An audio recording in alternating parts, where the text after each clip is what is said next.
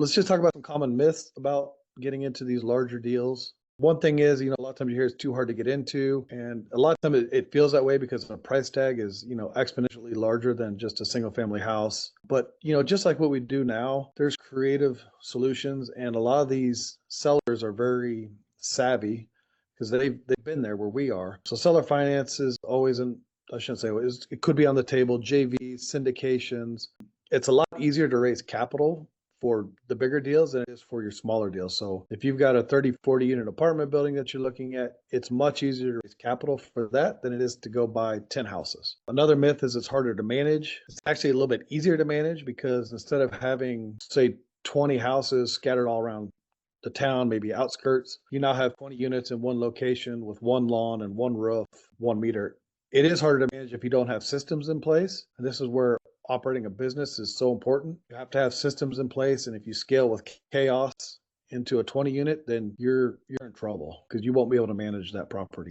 Another really dangerous myth is it's just a bigger version of the single family.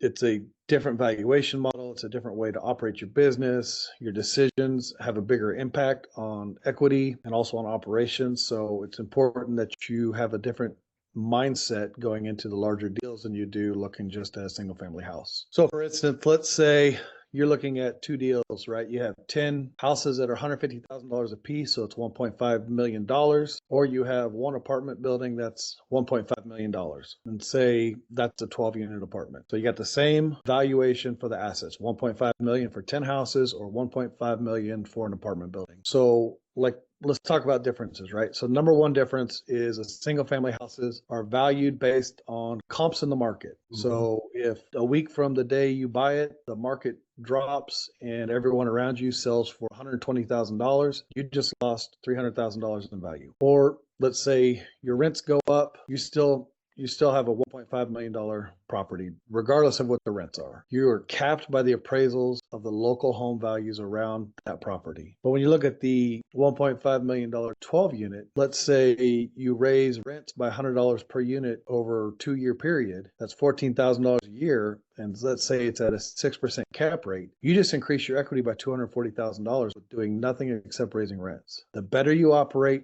a multifamily property, the more value you create. And that's why people start to scale to multifamily as they grow in their journey. Does everybody understand that distinction? Single families, I think, I think everybody in this group is getting their head around the single family. And the purpose of this call is to show highlight some other asset classes. But what Eli's, spelled out is a single family house is valued based on other comps of other single family houses, because quite honestly, most of those other single family houses, I shouldn't say most, but a percentage of them, much higher, are owner occupied. They're valued based on what the neighborhood is.